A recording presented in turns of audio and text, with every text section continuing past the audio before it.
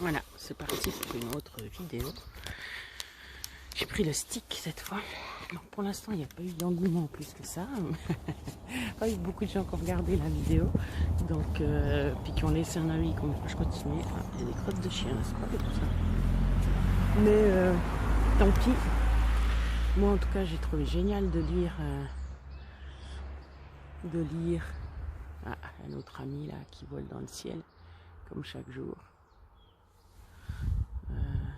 Ici, là, vers là. Ah, voilà. J'ai adoré lire. Voilà, vous lire une histoire. Je trouve que l'histoire était sympa. Puis comme j'ai envie de continuer l'histoire, puis que j'ai commencé avec vous, j'ai pas envie de lire dans votre dos. Je rigole. Donc, on sait pas, peut-être tout d'un coup, ça démarrera. Pour l'instant, j'ai l'énergie de le faire. Évidemment, j'ai changé d'itinéraire. Voilà, pour pas vous faire... mais je n'irai peut-être pas refaire le même. Ah, bref. Le mot d'ordre, c'est se taire.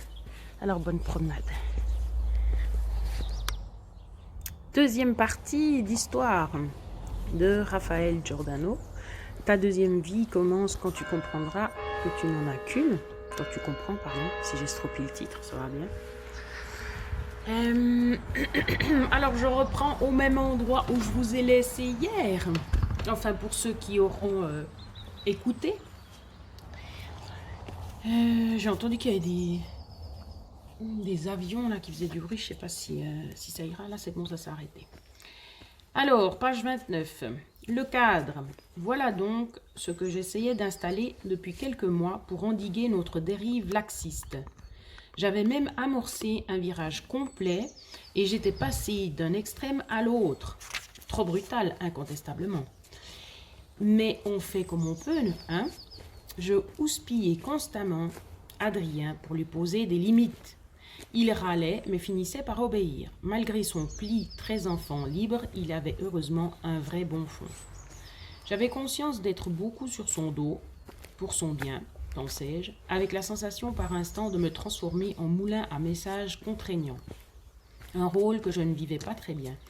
Range tes affaires, va prendre ta douche, éteins les lumières, fais tes devoirs, baisse la lunette des toilettes. J'avais rangé au placard mon costume de mère copine pour celui de mère je structure. Et ce que j'avais gagné en chaussettes rangées, je l'avais clairement perdu en qualité de relation. Il s'était instauré entre nous un rapport de force, une tension. Chien et chat. Ça grattait. Comme si on n'arrivait plus à se comprendre. Mais aussi, comment pouvait-il avoir des comportements de préadolescent à même pas 10 ans ?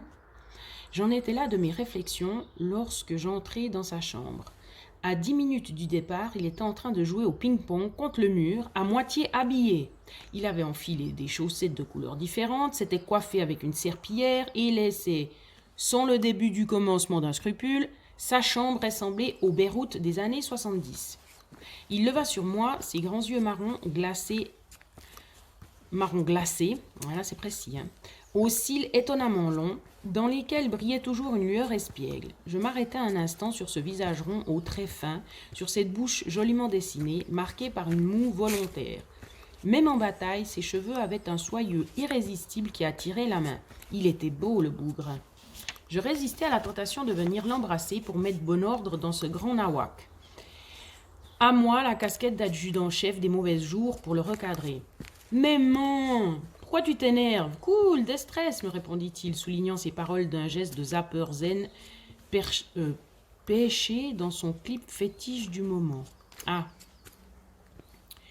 Le petit côté frondeur de cette attitude me faisait systématiquement sortir de mes gonds. On entendait encore mes semonces et autres rouspétances, tandis que je refermais la porte de la salle de bain pour une douche expéditive.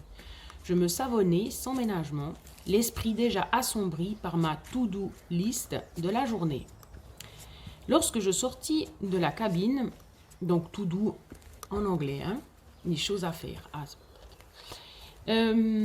Lorsque je sortis de la cabine, mon image dans le miroir me fit froncer les sourcils. Une belle ride du lion marquait mon front. Je préférais le temps où j'étais gazelle. Je regardais ce visage qui avait été joli, qui pourrait peut-être l'être encore, si j'avais le teint moins blafard, si les cernes étaient moins bleutées sous mes yeux verts, qui avaient tant séduit autrefois. Tout comme mes cheveux blancs et soyeux, quand je leur offrais encore du temps, et une coupe stylée pour encadrer mon visage rond. Trop rond aujourd'hui. La faute aux quelques kilos accumulés après ma grossesse, puis au fil des années et des échappatoires sucrés. Maussade, j'empoignais mes premières bouées de plaisir, trop vite avalées, en regard de leur durée de stockage, pour mesurer l'ampleur des dégâts, de quoi me gâter l'humeur pour la journée. Je repassai dans la chambre en hâte pour m'habiller et bousculé par mégarde le cadre photo sur notre table de chevet. Je le ramassai pour le remettre en place. Une jolie photo de notre couple au temps où, la nuit, nous savions encore faire la course avec la lune et rire avec les étoiles. Où était-il passé ce bel homme au regard brillant qui savait si bien me faire chavirer, roulant les mots doux dans mon cou? Depuis quand n'avait-il pas fait la moindre esquisse d'un geste de séduction? Pourtant il était gentil, sacrément gentil. À l'évocation de cette tendresse tiède, de cette amicalité qui avait insidieusement remplacé la fougue de nos débuts, je ressentis une vague nausée. Autrefois, jungle sauvage et luxuriante, nos sentiments amoureux s'étaient transformés au fil des saisons en un jardin à la française, prévisible, lisse, sans un brin d'herbe qui dépassait. Or, l'amour, il faut que ça déborde, que ça crépite, que ça bouillonne, que ça jaillisse, non? En tout cas, c'était ainsi que nous voyions les choses, à l'imparfait. À quel moment cela avait-il basculé? Avec l'arrivée d'Adrien? Quand Sébastien avait été promu? Allez savoir. Quoi qu'il en soit, le résultat était le même. Enlisé dans notre gadou conjugal, étriqué dans une existence trop bien huilée, je faisais le constat d'une vie de couple insipide qui avait fini, tel un chewing-gum trop mâché, par perdre toute sa saveur. Je chassai ces pensées désagréables d'un geste brusque et je fis disparaître mon corps sous les premières affaires qui me tombèrent sous la main. Au diable la grâce et l'élégance. Pour qui, pourquoi, de toute façon. Depuis que j'étais en CDI amoureux, je n'intéressais plus personne. Alors, le confort avant tout. Je déposai mon fils à l'école à la va-vite en le houspillant sur le chemin pour qu'il se dépêche. Vite était le mot grand Manitou de nos existences. Il dictait sa loi, sévissait comme un tyran tout-puissant et nous soumettait à l'écrasant pouvoir de la petite aiguille. Il n'y avait qu'à observer ces gens prêts à en écraser d'autres pour monter dans une rame déjà bondée, parce qu'il ne veut pas attendre 3 minutes le train suivant, ou à griller un feu rouge pour gagner quelques secondes, quitte à risquer un accident grave, ou capable de téléphoner en pianotant sur un écran tout en fumant et en mangeant. Je n'échappais pas à la règle. Faute de voiture, je courus jusqu'au métro et manquai de faire un vol plané dans les escaliers. Très bonne idée de se casser une jambe pour ne pas rater sa rame, Camille. Essoufflée, en nage malgré le froid, je m'affalai sur un siège, tout me demandant comment j'allais faire pour survivre à cette journée. Chapitre 5. En partant de chez Claude Dupontel, 8 jours auparavant, j'avais glissé sa carte dans mon manteau.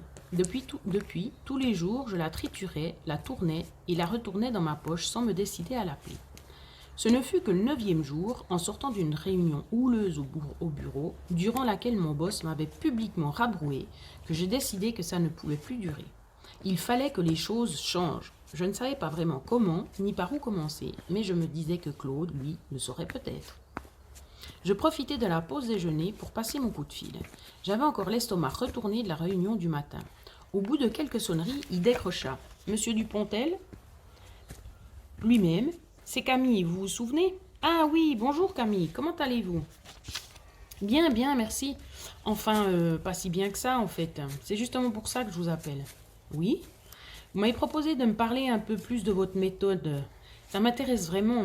Alors, si vous avez une disponibilité, je vais regarder ça. Voyons, vendredi, 19h, ça vous irait ? Je réfléchis en hâte à ce que j'allais faire d'Adrien, puis me dis qu'il pourrait rester un moment seul, le temps que son père rentre du travail. C'est d'accord, je m'arrangerai. Merci beaucoup, alors à vendredi. Oui, à vendredi, Camille. D'ici là, prenez soin de vous. Prenez soin de vous. Voilà, ça m'émeut de nouveau. Mais pourquoi? Comment c'est possible qu'il y ait des choses comme ça qui m'émeuvent? C'est fou quand même. Les mots résonnaient encore à mes oreilles, tandis que je marchais pour regagner le bureau. Oui, je suis désolée, hein. Je pourrais être meilleure lectrice, mais je sais qu'il y a des liaisons que je fais puis qu'il ne faudrait pas et vice-versa, et puis le rythme n'est pas tout à fait correct. Alors je sais que c'est écoutable, mais ça pourrait être mieux. Bref, je m'améliorerai. Cela faisait tellement de bien, quelqu'un d'un peu attentionné.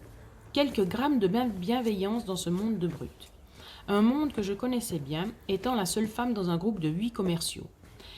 Les vannes fusaient à longueur de journée, un humeur potache qui tournait parfois à l'ironie mordante. Cela m'épuisait à la longue. J'avais vraiment envie d'autre chose. Plus d'authenticité dans les relations, peut-être.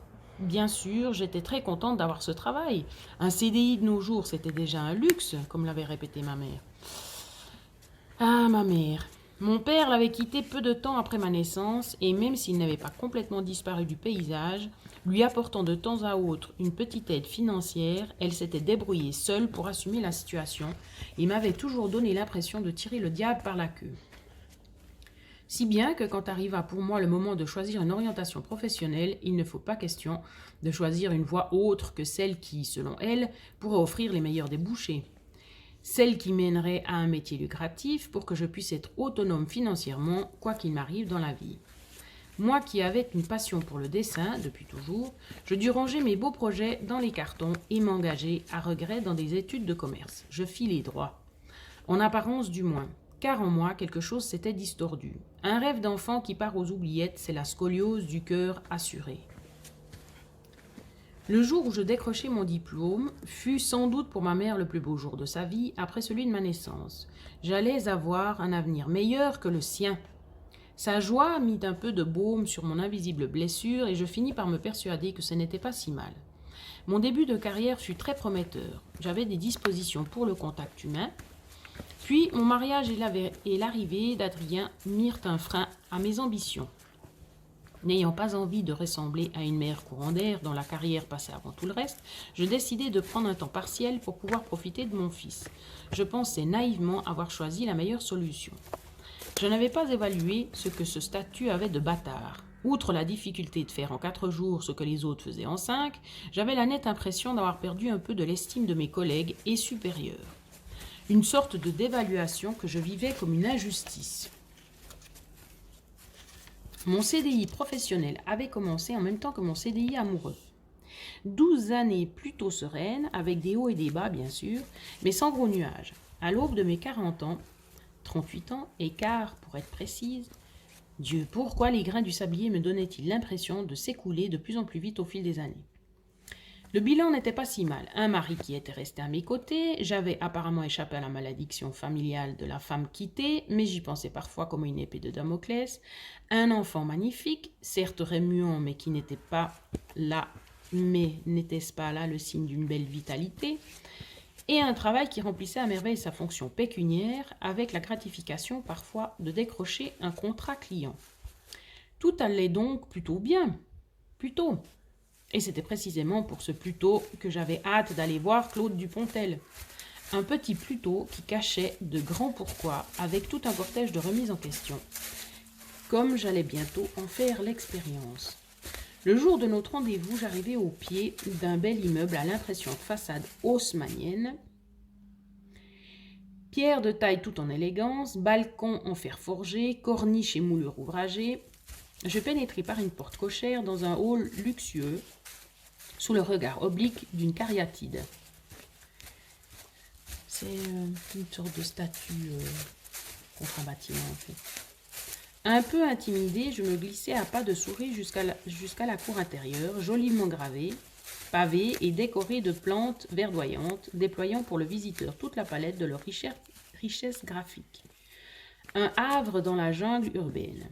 Première porte à gauche au fond de la cour, m'avait indiqué Claude Dupontel. À peine eus-je sonné qu'une petite femme toute menue m'ouvrit, comme si elle m'attendait derrière la porte. « C'est vous, Camille ?» me demanda-t-elle sans préambule avec un grand sourire. « Oui, c'est bien moi », répondis-je un peu interloqué. Elle me demanda de la suivre dans un long couloir et il me sembla qu'elle me jetait des petits regards curieux et amusés. Passant près d'un miroir, je ne pus m'empêcher de vérifier si mon rouge à lèvres n'avait pas débordé ou si quelque chose ne clochait pas dans ma tenue. Mais non, rien. Elles m'installèrent dans une salle d'attente au fauteuil aussi moelleux que luxueux, m'assurant que M. Dupontel serait à moi dans un instant. Je me laissais captiver par les œuvres d'art contemporains qui ornaient le mur, leurs entrelacs de formes et leur subtil jeu de couleurs. L'assistante reparut quelques instants plus tard et fit entrer une nouvelle venue. La jeune femme, à qui je ne donnais guère plus d'une trentaine d'années, s'assit sur un fauteuil à ma gauche, une brune piquante. J'enviai sa ligne et l'élégance de son look branché. Surprenant mon examen muet, elle me sourit. « Vous avez rendez-vous avec Claude ?»« Oui. »« C'est votre première visite ?»« Oui, vous allez voir. Il est extraordinaire. Avec moi, il a fait des miracles. » Bien sûr, sa méthode a de quoi surprendre au début, mais elle se pencha vers moi dans l'intention manifeste de m'en dire plus lorsque la porte s'ouvrit sur Claude Dupontel. « Ah, Sophie, vous êtes là ?»« Bonjour, Camille. Nous en avons pour un tout petit instant, juste un papier à échanger et je suis à vous. » La jeune femme le suivit comme on suivrait quelqu'un au bout du monde. J'entendis son petit rire perler dans le couloir. Ils avaient l'air de s'entendre comme larrons en foire. La porte du cabinet se ferma. Silence. Puis elle se rouvrit peu de temps après et j'entendis de nouveau le petit rire. Ça allait être à moi. Discrètement, j'essuyai ma main sur le pan de mon manteau, espérant faire disparaître les traces de sa coupable moiteur. Quelle stupidité de ressentir un trac pour un rendez-vous comme celui-là, alors qu'il s'agissait d'une simple visite de curiosité. Camille, suivez-moi, c'est par ici. Je marchai sur ses pas jusqu'à son cabinet, qui me surprit encore par son décor raffiné. Asseyez-vous, je vous en prie. Je suis content de vous voir, dit-il, avec un sourire qui ne démentait pas ses propos. Et si vous êtes là, c'est que vous avez envie de changer des choses dans votre vie, n'est-ce pas? Oui, enfin, je crois. C'est ce que vous m'avez dit l'autre jour. Non, ce que vous m'avez dit l'autre jour a vraiment suscité mon intérêt, et j'ai bien envie d'en savoir plus sur votre méthode. Je vous dirai, pour faire court, que ce n'est pas une méthode conventionnelle, dès lors qu'elle propose une approche plutôt expérientielle, je ne sais pas si ça existe, ce terme, que théorique du changement. Nous partons du principe que ce n'est pas entre les murs d'un cabinet que la personne qui désire changer trouvera sa vérité, ni qu'elle comprendra quel sens donner à sa vie. C'est dans l'action, le concret, l'expérience. Pour le reste, cette méthode puise ses sources dans les enseignements de divers courants de pensée philosophiques, spirituels et même scientifiques. Il s'inspire des techniques les plus éprouvées de développement personnel à travers le monde. Un condensé de ce que les hommes ont pensé de mieux pour évoluer en bien. Je comprends. Vous dites donner un sens à sa vie. Ça me parle bien sûr. C'est ce qu'on veut tous, non? Un peu comme un Graal. En revanche, ça me paraît difficile à trouver et je ne saurais pas par quel bout commencer. Ne vous inquiétez pas. Donner un sens à sa vie, c'est le fil rouge du changement. Dans la pratique, on procède étape par étape. Étape par étape? Oui, il va de soi qu'on ne devient pas ceinture noire du changement du jour au lendemain. C'est pourquoi j'applique la théorie des petits pas pour faire progresser mes élèves par palier. Ça me fait penser à un film. Quoi de neuf, Bob? Un film américain drôle avec Dreyfus, entre autres. Et puis... l'autre, je ne sais plus comment il s'appelle. Mais puis justement, la méthode du livre qu'il a écrit, c'est un psychiatre, ou psychologue. C'était... mince. Petits pas? Non, mais c'est un truc avec les petits pas, justement. Bref, quand on parle de changement, beaucoup de gens s'imaginent quelque chose d'énorme, de radical, mais les changements de vie décisifs commencent par des petites transformations en apparence anodines. Il se peut que mes conseils vous apparaissent par moments comme des évidences, des lapalissades presque. Ne vous y trompez pas, ce n'est pas de réussir à faire une fois les choses qui est compliqué, c'est d'y parvenir tous les jours. Nous sommes ce que nous répétons sans cesse, disait Aristote. C'est si vrai. Devenir une personne meilleure, plus heureuse, équilibrée, demande du travail et des efforts réguliers. Vous verrez que la difficulté n'est pas de savoir ce qu'il faut faire pour aller mieux, mais de s'engager fermement et de passer enfin de la théorie à la pratique. Et qu'est-ce qui vous fait croire que j'en suis capable? Ce n'est pas à moi de le croire, c'est à vous. Mais plutôt que de vous demander si vous en êtes capable, commencez par vous demander si vous en avez envie. En avez-vous envie, Camille? Oui, je crois, oui. Il me sourit avec indulgence, puis m'invita à venir regarder les documents accrochés sur le mur près de son bureau. Je m'approchai. Des photos de personnes épanouies, photographiés dans ce qu'on devinait être leur propre affaire florissante, des cartes postales de remerciements envoyées depuis des destinations lointaines et luxueuses, des témoignages de reconnaissance en tout genre. Eux aussi, quand ils ont commencé, ils doutaient, comme vous. C'est normal au début. Ce qu'il faut, c'est une bonne motivation pour se lancer. Vous sentez-vous motivé pour changer, Camille?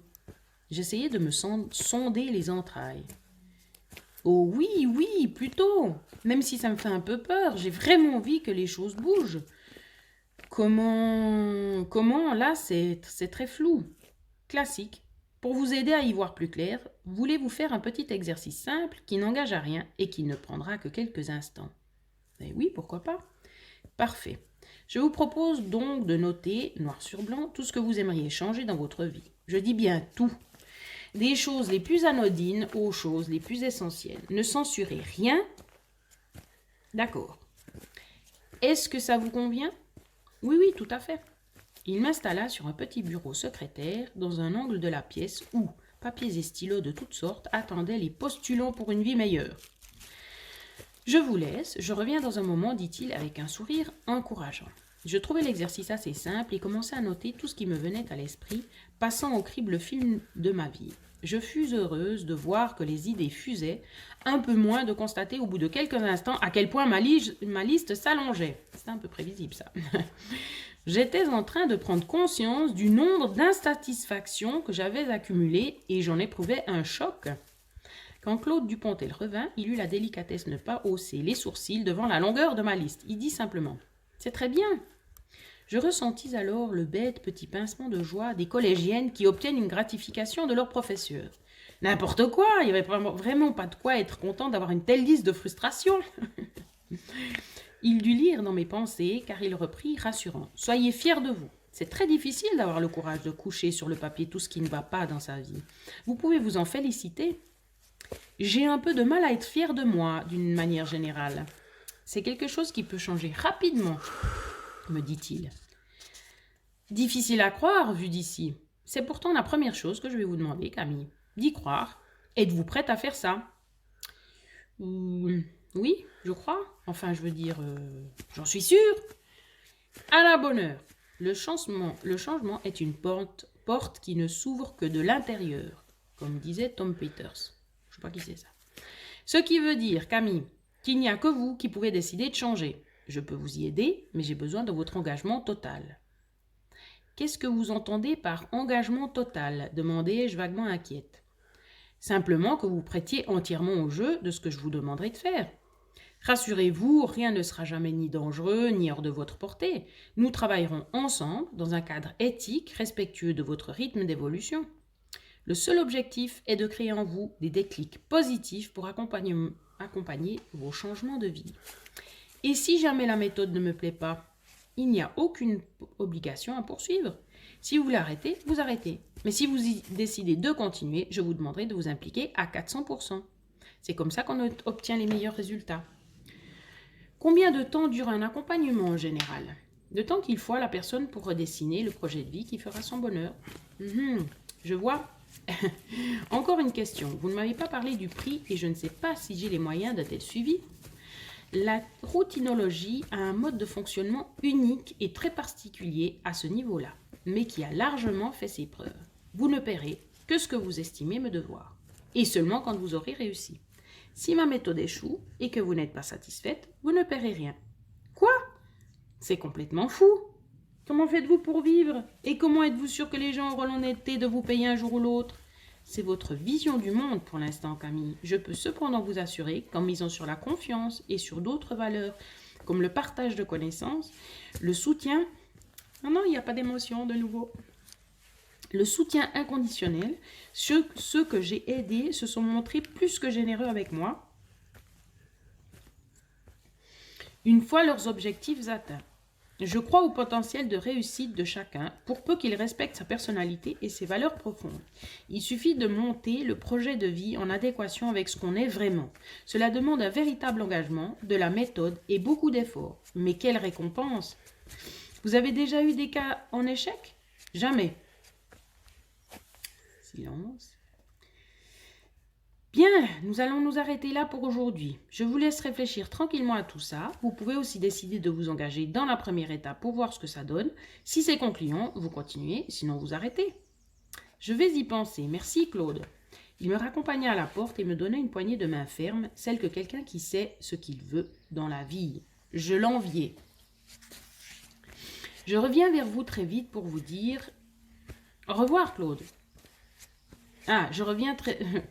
Excusez-moi. Je reviens vers vous très vite pour vous dire. Au revoir Claude. Prenez votre temps, au contraire. Au revoir Camille.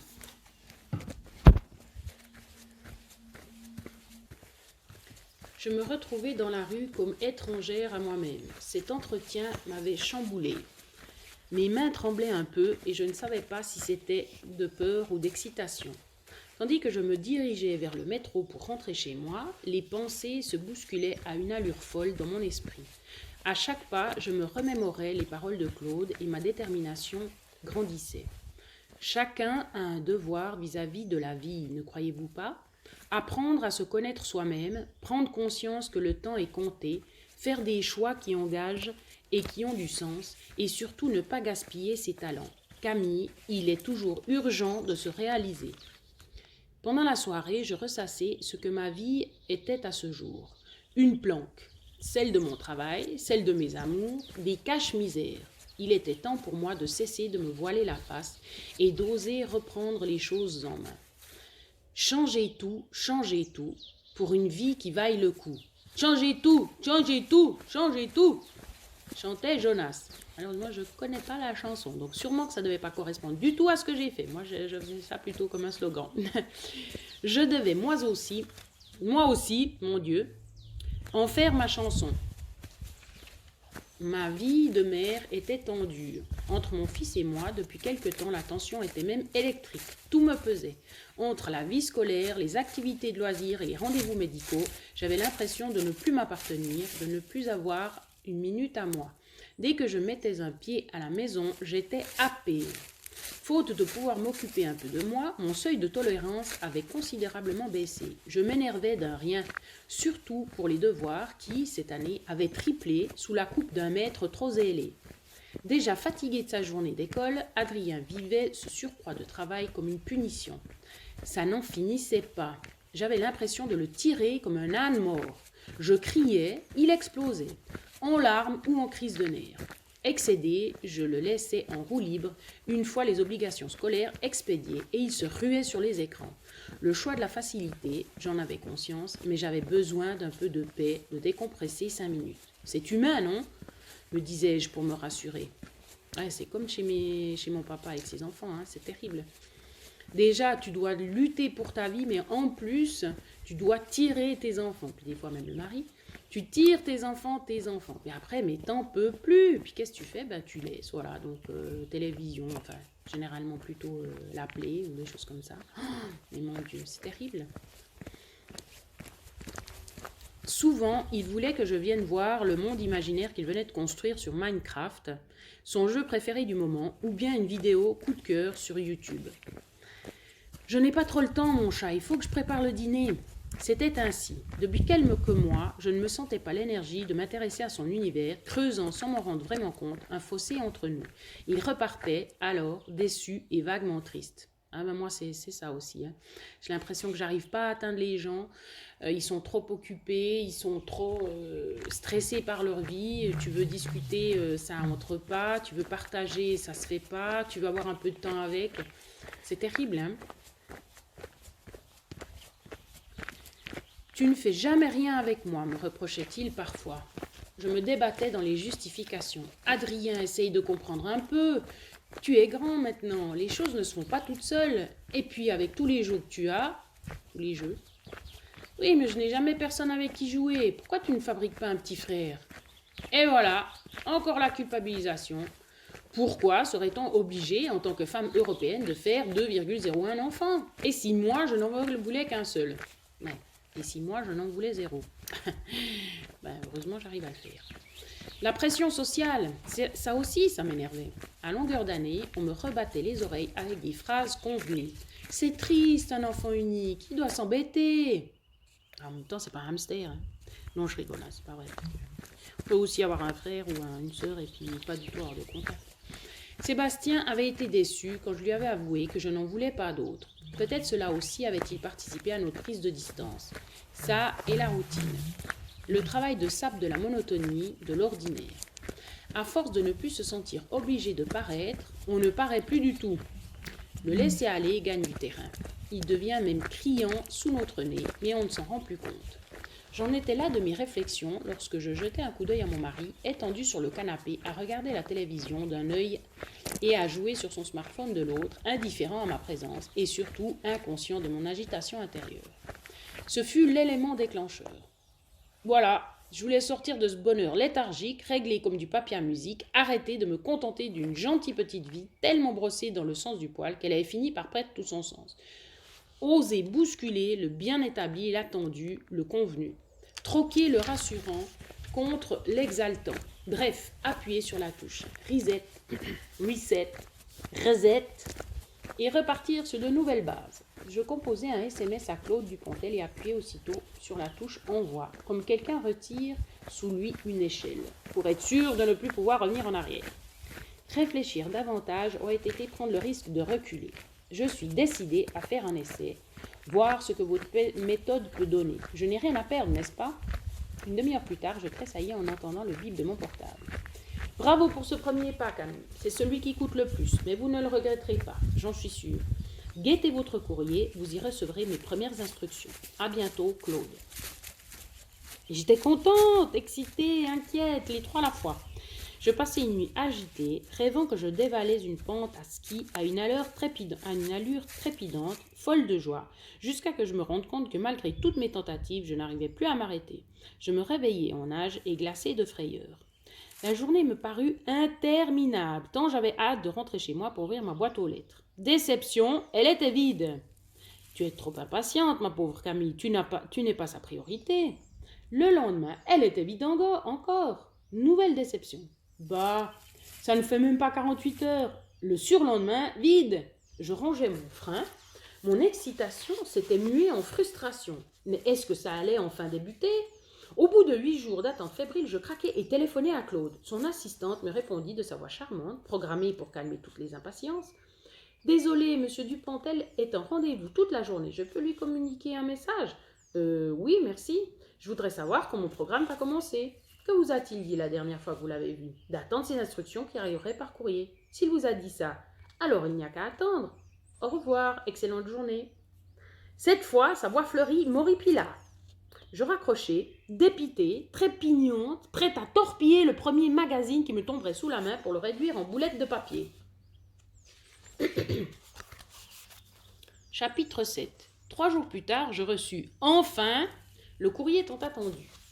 11 jours de patience. Je tâtai l'enveloppe légèrement rembourrée, essayant fébrilement de découvrir ce qu'elle contenait. À l'intérieur, je découvris une chaîne que je reconnus tout de suite comme étant un collier Charms. Charme, je sais pas ce que c'est. Un adorable petit pendentif en forme de lotus blanc y était accroché. Je dépliai vite le petit mot manuscrit de Claude, écrit sur une feuille pliée en 4. Apparemment, ça devait être... Oui, donc manuscrit donc écrit à la main. Bonjour Camille, je suis heureux de votre décision de repartir à la conquête de votre vie. Je crois en vous et vous souhaite d'ores et déjà bon courage pour arriver à vos fins. En signe de bienvenue et d'encouragement, je vous offre ce premier Charms en forme de lotus blanc. Chaque fois que vous aurez franchi une étape décisive, un palier de changement, vous recevrez un nouveau Lotus Charms d'une nouvelle couleur. Comme en arts martiaux, le code couleur correspondra à la montée d'un niveau. Blanc débutant, puis jaune, vert, bleu, violet, jusqu'au lotus noir qui marquera votre stade ultime de changement. Il sera l'indication que vous aurez atteint tous vos objectifs. Je fis tourner le pendentif entre mes doigts, séduite par le principe, puis poursuivis ma lecture. Ces derniers jours, sans que vous le sachiez, l'initiation a déjà commencé et vous a appris la première leçon. Ne jamais rester dans l'attente et la passivité. Vous avez passé votre temps à guetter mes instructions pour que je vous dise quoi faire. Or, vous pouviez déjà commencer à agir par vous-même. Souvenez-vous bien, Camille, vous êtes la seule et unique personne qui peut faire bouger votre propre vie. Le mouvement doit partir de vous. Je serai un guide, mais n'accomplirai rien à votre place. Notez sur un post-it cette phrase que vous regarderez chaque jour. Je suis la seule personne responsable de ma vie et de mon bonheur. Voici maintenant votre première mission, l'opération Blanc. Vous allez procéder à un ménage in-out intégral.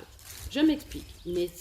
Ménage in, message intérieur. Il s'agit d'identifier dans votre environnement tout ce qui vous paraît toxique, néfaste, sclérosant dans vos relations et votre organisation. J'appelle ça de l'écologie personnelle.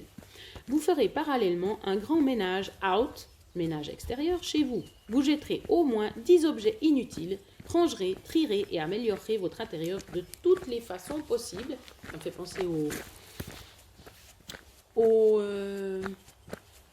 comment ça s'appelle?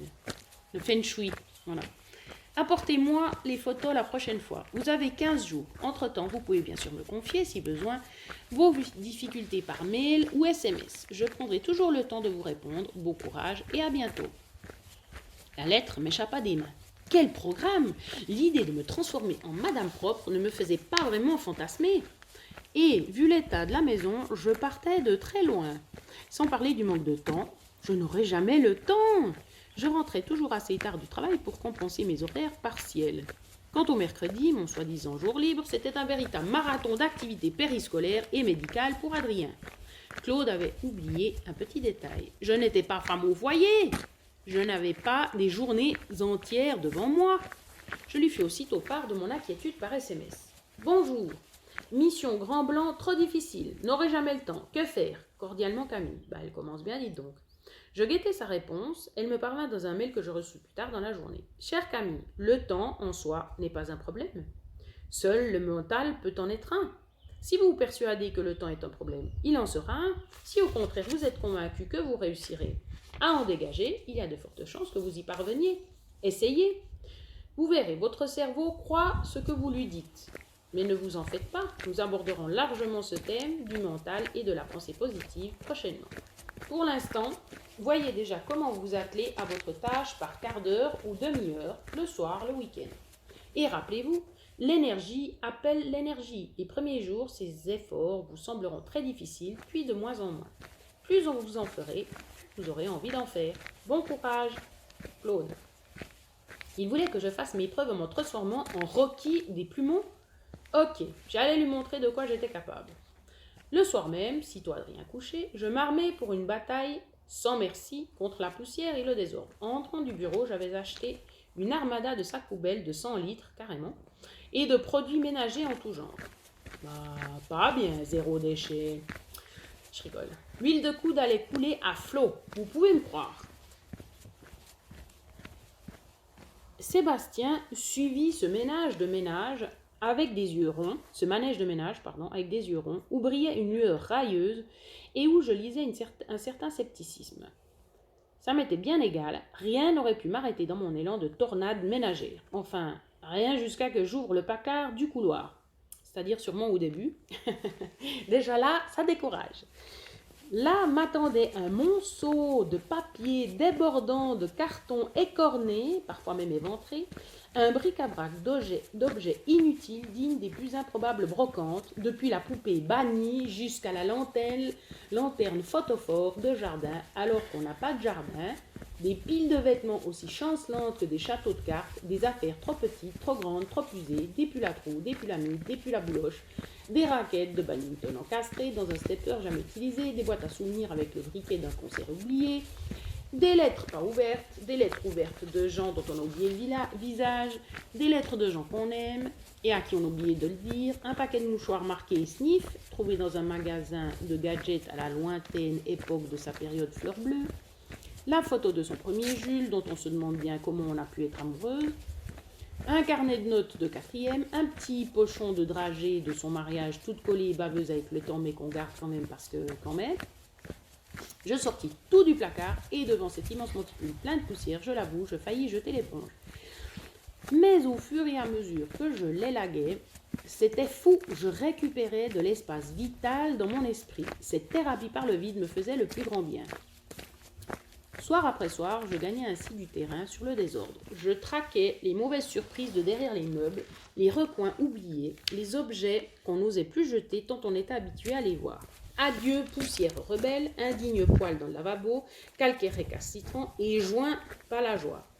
Sans relâche, sans fléchissement, je finis par obtenir une belle récompense. À la fin de la semaine, la maison ressemblait presque à un appartement témoin. Je jubilais. Ouais, mais ça dure pas longtemps, hein. C'est ça qui me fatigue un peu d'ailleurs. Tu fais, t'as fini de faire toute la chaîne. Ah, bah c'est bon, tu peux recommencer. Ah, voilà. Eh oui, non, bref. Eh bien, on ne t'arrête plus, commenta Sébastien avec une pointe d'ironie feinte, dans laquelle perçait maintenant une certaine admiration. Ça fait du bien, non?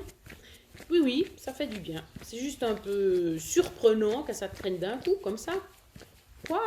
Il aurait fallu lui envoyer un avis de transformation avec accusé de réception? Il y avait aussi des lenteurs de procédure dans l'art du bonheur ménager. Sa tiédeur face au changement m'agaçait. J'aurais voulu qu'il s'enthousiasme, qu'il participe. Pourquoi me donnait-il toujours l'impression des spectateurs de notre vie conjugale?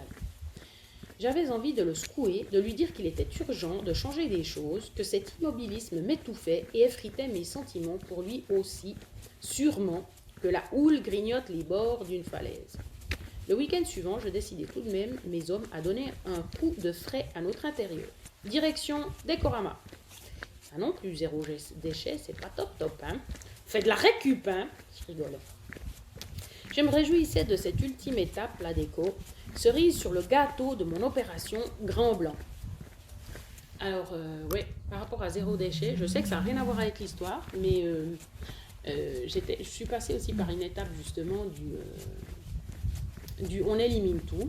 C'était très agréable, c'est vrai qu'on se sent plus léger, mais j'étais dans une période où j'étais pas forcément bien, et puis c'est vrai que moins de choses, vraiment moins, tout tiré par le bas, ça n'a pas eu un effet super top.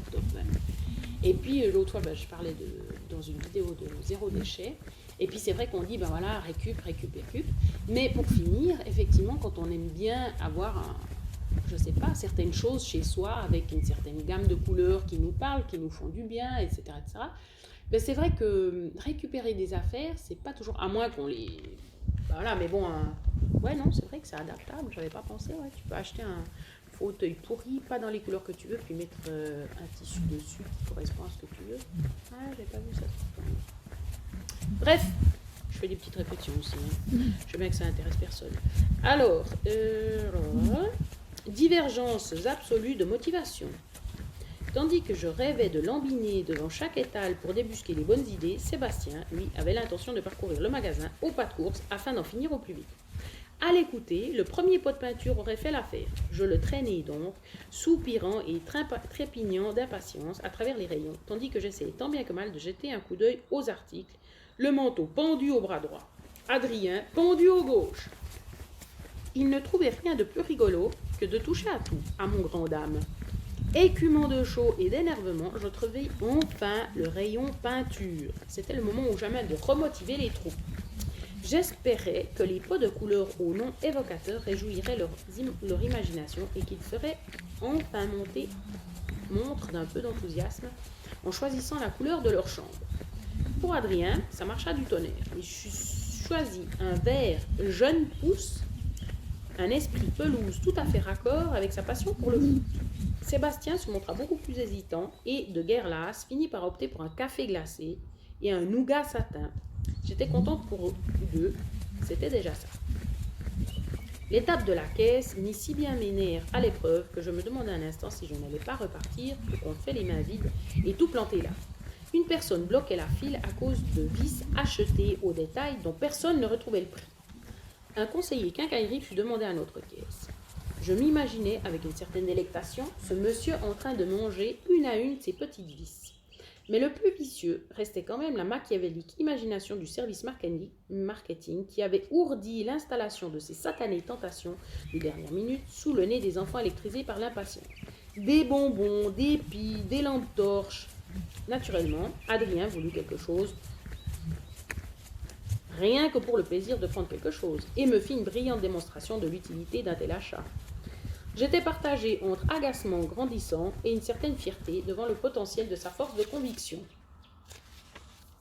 Pour la paix des ménages, je capitulai sur un paquet de tic-tac à la pomme. « Yes !» fit-il avec le geste adéquat. Enfin, ce fut à nous. Les sacs remplis, la sortie, l'air frais, le parking, le bruit du coffre qui claque, Adrien voulant qu'on monte le son et chante à toute tête en mode « I am the voice », notre silence dans le bruit. Le reste du week-end se passa entre bâches, rouleaux, kilomètres de sopalin, vieux t-shirt maculeux de peinture, pizza party et camping sauvage au milieu du salon. Et puis, la récompense, un chez nous flambant neuf et nous-mêmes, les narines saturées de l'odeur de la peinture fraîche, les membres endoloris d'avoir dû multiplier les couches, mais heureux, tout simplement heureux.